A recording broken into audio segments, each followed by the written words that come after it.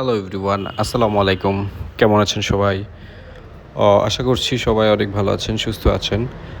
আপনাদের দোয়ায় আলহামদুলিল্লাহ আমি অনেক ভালো আছি। আজকে আমরা একটি বাইক নিয়ে কথা বলবো। এটি হচ্ছে হোন্ডা হর্নেট 2.0। আর এটির প্রথমেই আমি আলোচনা করব প্রাইস নিয়ে।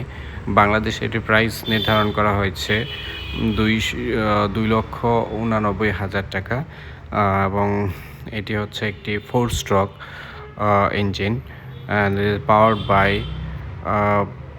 Honda, and which generates a maximum power of 17.0 bhp and 8,500 rpm, and its maximum torque is 15.9 nm, and with at 6,000 rpm.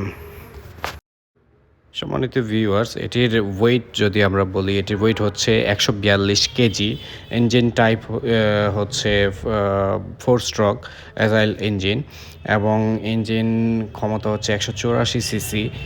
পাওয়ার হচ্ছে আপনার 17.26 পার সেকেন্ড, অ্যান্ড টর্ক হচ্ছে 15.9 nm। ইঞ্জিন টাইপ হচ্ছে 4 স্ট্রোক বলেছি। এক সিলিন্ডার সংখ্যা হচ্ছে একটি।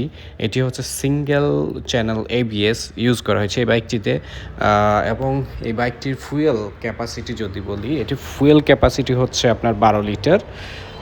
আর এটির মাইলেজ ইউজারদের ক্ষেত্রে আমরা যা দেখেছি, সিটিতে হচ্ছে আপনারা পেয়ে যাবেন 35 কিলোমিটার পার লিটারে, এবং হাইওয়েতে যদি আপনি রাইড করেন সেক্ষেত্রে